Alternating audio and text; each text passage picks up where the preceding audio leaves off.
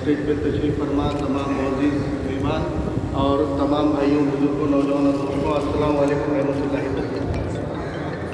आज अबुल हसन साहब के इनिशिएटिव पर रज़ा अकेडमी के ज़िम्मेदारान के मौजूदगी में आज यह एक बहुत ही अच्छी महफिल या नशिस्त का इनेकाद किया गया है और इस इनेकाद में, इस महफिल में, इस मजलिस में तशरीफ़ फरमा तमाम उलेमा इकराम और तमाम नौजवान दोस्त साथियों से जो मौजू है वो तहफ़्फ़ुज़ नामूस रिसालत का है और 5% रिजर्वेशन का है और इसको लेकर चल रहे एहतजाज का है। इस ताल्लुक़ से मैं मुख्तसर में अपनी बात यहाँ पे आपके सामने रखने जा रहा हूँ। इस महफिल में कितनी तादाद है, कितने लोग हैं, ये मायने नहीं रखता, लेकिन अल्हम्दुलिल्लाह मुसलमानों की राय कायम करने का जिन लोगों के ऊपर ज़िम्मा है, मुसलमानों की राय कायम करने के लिए जितने लोग ज़रूरी है,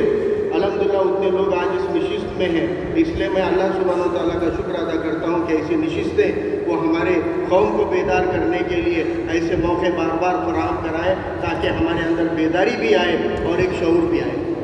साथियों, हम जानते हैं कि हम इस मुल्क की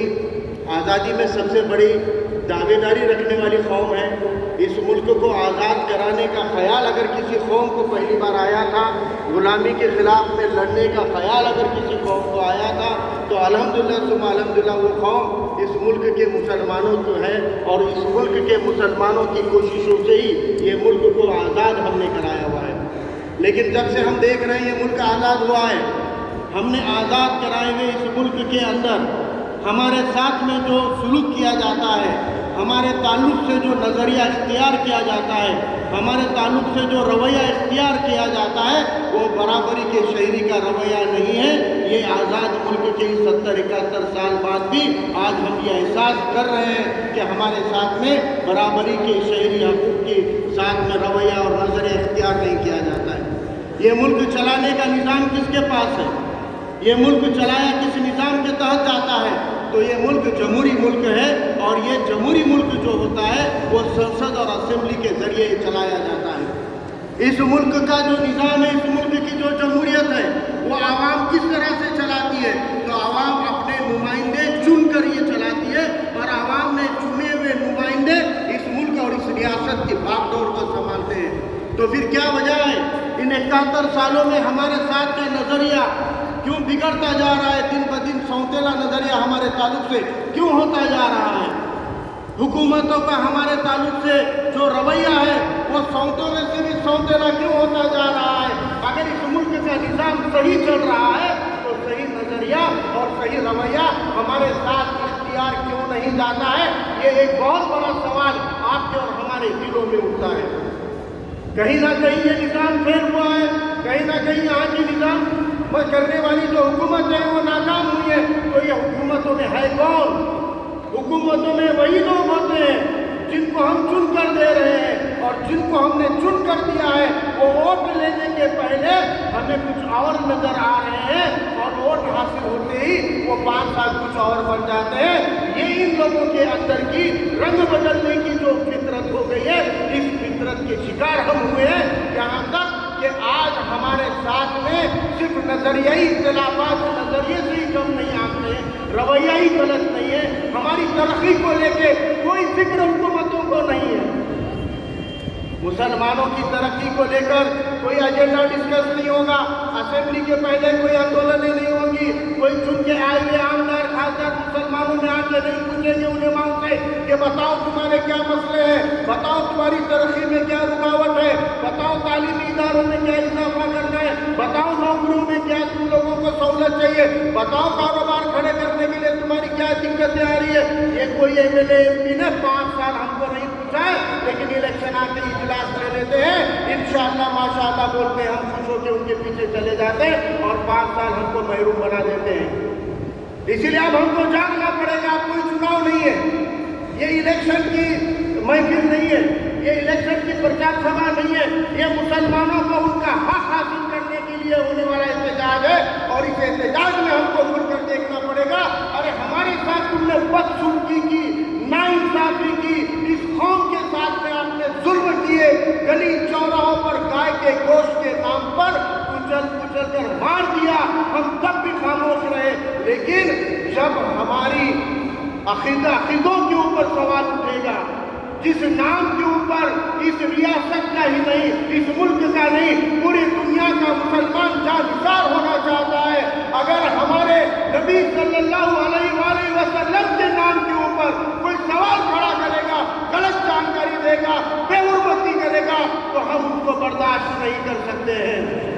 حکومت یہ جانتی ہے کہ مسلمان کبھی اپنے نبی صلی اللہ علیہ وسلم کی شان کی گستاخی برداشت نہیں کر سکتا ہے، تو کیوں آج تک حکومتوں نے ایسے ہی ہمارے عقیدوں کی حفاظت کے لیے ایک سادہ قانون لانے کے لیے پہل نہیں کی؟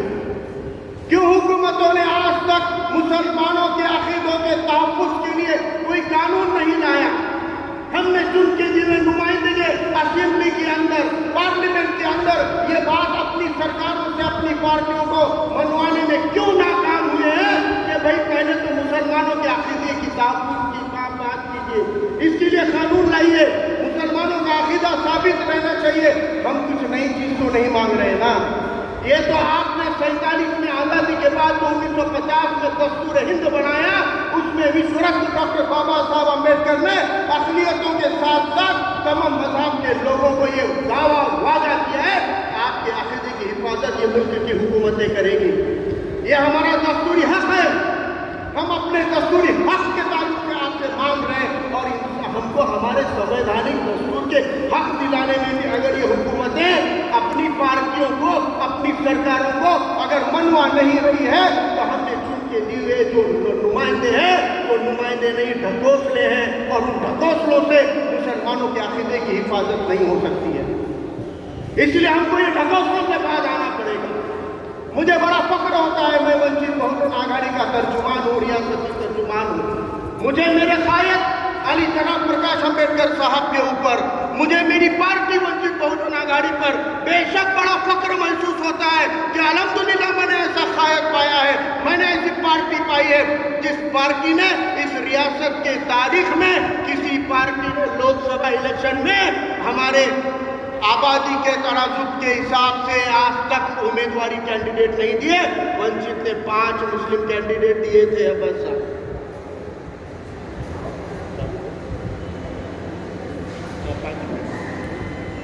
विधान सभा चुनाव के अंदर अकेली वंचित पार्टी है जिसने 26 मुसलमानों को उम्मीदवार दिए हैं।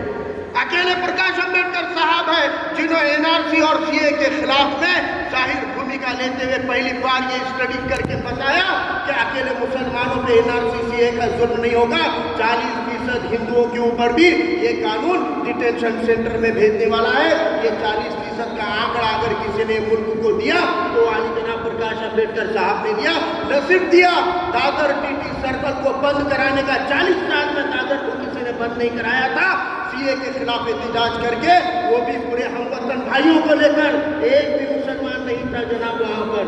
हमवतन भाइयों को लेकर दादर टीटी सर्कल बंद करा दिया था। और सीए के इस एहतजाज के अंदर मुसलमानों के साथ शाना बशाना ये क़यादत खड़ी रही है। इतना ही नहीं, 24 जनवरी को इस मुल्क के अंदर अगर महाराष्ट्र बंद करने का कामयाब महाराष्ट्र बंद किसी ने किया था सीए के एहतजाज में, तो आली जनाब प्रकाश अंबेडकर साहब ने किया। जहाँ रजा अकादमी की तरफ से आली जनाब अब्बास भाई इसको बेहतर से जानते हैं कि हजरत सैयद नूरी साहब, हजरत मोइन मियाँ साहब जब एक तहरीक के तौर पे आगे बढ़ रहे थे, तहफ़्फ़ुज़ नाम-ए रिसालत के नाम से ज़िले के दौरे कर रहे थे, तब इन्होंने ये फिक्र जब बाड़ा साहब के सामने, प्रकाश अंबेडकर साहब के सामने रखी, तो बाड़ा साहब ने कहा कि संवैधानिक अधिकार है ये मुल्क का आपके अक़ीदों की तहफ़्फ़ुज़ करना, इसके लिए एक बिल बनाया जाएगा, इसके लिए कानून लाने की मांग की जाएगी। और उन्होंने आगे बढ़कर एक इस मुल्क का संविधान जिन्होंने लिखा, उन्हीं की नस्ल, उनके ही पोते एडवोकेट प्रकाश अंबेडकर साहब ने अपने मौजूदगी में, अपने दखल में एक ड्राफ्ट बनाया है। इतना बेहतरीन ड्राफ्ट बनाया है कि अगर कोई नबी सल्लल्लाहु अलैहि वसल्लम के ताल्लुक से, कुरान शरीफ के ताल्लुक से, हमारे अक़ीदों के साथ साथ दिगर मजहब के लोगों के ताल्लुक से भी अगर बेहुरमती होती होगी, तो उसके खिलाफ एक ऐसा कड़क कानून जिसमें जो दोषी है वो पकड़ा जाने के बाद उसको बेल नहीं मिलेगी। اس کو بیل نہیں ملے گی، وہ جیل میں سڑتا رہے گا اور اس کی ایک کو دے کر باقی کے لوگ سنبھل جائیں گے اور اس ملک کی نفرت کی سیاست ختم ہوگی۔ اگر آپ بی جے پی RSS جیسی تنظیموں کے اوپر پابندی لانا چاہتے ہیں، ان کو روکنا چاہتے ہیں، ان کو لمیٹڈ کرنا چاہتے ہیں، تو آپ کو نفرت کی راجنیتی کے خلاف ہونے والے اس کام کو روکنا پڑے گا۔ اور یہ نفرت کی راجنیتی تب تک نہیں رکے گی جب تک ایسا کوئی قانون نہیں بن جاتا جس قانون کے لیے پرکاش امبیڈکر صاحب میدان میں اترے ہیں۔ وہ قانون اگر بن جائے گا تو اپنے آپ نفرت پھیلانے والوں کو جیلوں میں ڈالا جائے گا، اور نفرت کی سیاست اگر بند ہو جائے گی تو پھر ہمارا عقیدے کا تحفظ بھی ہوگا اور بی جے پی جیسی پارٹیاں، زہریلی پارٹیاں بڑھے گی نہیں۔ ایک منٹ میں آخر میں آپ کو ایک بات بتاؤں کہ جو قوم اپنے حق لینا بھول جاتی ہے وہ مظلوم کہلاتی ہے، اور اس کو مظلوم بننے سے کوئی نہیں روک سکتا۔ ہم کو دور جہالت کو یاد کیجئے، دور جہالت کو یاد کیجئے۔ نبی صلی اللہ علیہ وسلم نے جب دین کے فرمان کے تحت غلامی سے آزادی کی جو بھی تحریکیں چالو کی تھی، وہ دور کی طرف واپس اگر نہیں جانا ہے اور آنے والی جہالت سے اگر آپ کو بعد آنا ہے تو اپنے کو اپنے کلمے کی بنیاد پہ متحد ہو کر ایک انقلابی تحریک شروع کرنی پڑے گی، اور وہ تحریک جمہوریت کے اندر سیاسی چناؤ سے ہٹ کر کچھ نہیں ہوگی۔ اس لیے ہم کو اپنی نمائندگی ایسے چننے پڑیں گے جو قوم کی پوری طرح سے نمائندگی کر سکے۔ ایک حق آپ کو ملا، 16% مراٹھا سماج کو جب ریزرویشن دیا 2014 میں، تب کانگریس راشٹرواदी کی سرکار نے اس آرڈیننس میں 5% مسلمانوں کو بھی ریزرویشن دیا تھا۔ 16% مراٹھا، 5% مسلم ریزرویشن کے دو آرڈر نہیں تھے، ایک ہی آرڈر تھا، لیکن اس آرڈر کا ہائی کورٹ میں جب چیلنج کیا گیا تو ہائی کورٹ نے مراٹھا ریزرویشن ریجیکٹ کیا، لیکن مسلمانوں کے 5% ریزرویشن کو ایکسیپٹ کیا، اور حکومت کو کہا کہ مسلمانوں کو تعلیم کا 5% ریزرویشن فوراً لاگو کرو۔ پھر وہ سپریم کورٹ میں گئے، سپریم کورٹ نے مراٹھا ریزرویشن ریجیکٹ کیا، لیکن مسلمانوں کا 5% ریزرویشن تعلیم کا قائم رکھا۔ باوجود اس کے بڑن اس نے ہندو ووٹ بینک کو خوش کرنے کے لیے وہ قانون نہیں لایا۔ 5 سال مسلمانوں کے ریزرویشن کو درکنار کر دیا گیا، اس کا افسوس نہیں ہے، کیونکہ اپنے دشمن سے ڈر نہیں لگتا ہے ہمیں، کیونکہ ہم کو معلوم ہے دشمن ہے تو ہمارے تعلق سے فلائی کا کام نہیں کرے گا، لیکن جو ہمارے اپنے بن کے ووٹ لیتے ہیں وہ حکومت میں 2 سال ہو گئے ہیں کانگریس NCP آ کر مراٹھا ریزرویشن پہ مٹھو کے جیسے بڑ کرنے والے لیڈر مسلمانوں کے ریزرویشن پہ ایک بولنے کو تیار نہیں ہے، ایک الفاظ سے بولنے کو تیار نہیں ہے۔ اس لیے ساتھیوں الرٹ ہو جاؤ، یہ دونوں مانگوں کے لیے جو کل احتجاج ہے اس میں بڑی تعداد سے شرکت کرے، اور اس احتجاج کو لے کر جو بھی ہماری حکومت سے ڈائلاگ ہے، اگر آج کوئی ڈائلاگ اور حکومت ایشور کرتی ہے تو وہ اطلاع بھی آپ کو دی جائے گی، نہیں تو کل کا احتجاج انشاءاللہ پوری طاقت سے ہم کو کرنا ہے۔ کل آپ کو 11 بجے تک آزاد میدان جو CST کے سامنے، وہاں پر اپنے احتجاج کو اس میں نوٹ کرانے کے لیے شامل ہونا ہے اور اپنے ساتھیوں کو شرکت کرنے کے لیے کہنا ہے۔ آخر میں آج ایک حکومت پہ جب ظلم ہوتا ہے تو دوسری قومیں خاموش ہوتی ہے، ایک قوم پہ ہوتا ہے تو دوسری کچھ قومیں خاموش ہوتی ہے۔ ان کے لیے 2 لائنیں بول کے جگہ لیتا ہوں کہ میرے گھر کو جلتا دیکھنے والوں، گھاس کا چھپر آپ کا ہے، آگ کے پیچھے تیز ہوا ہے، آگے مقدر آپ کا ہے، اس کے قتل پہ میں بھی چپ تھا۔ بولیے دیگر سماج کے لوگوں کو جا کر، اس کے قتل پہ میں بھی چپ تھا، میرا نمبر اب آیا، میرے قتل پہ تم بھی چپ ہو، اگلا نمبر آپ کا ہے، اگلا نمبر آپ کا ہے۔ جزاک اللہ خیر، اللہ حافظ۔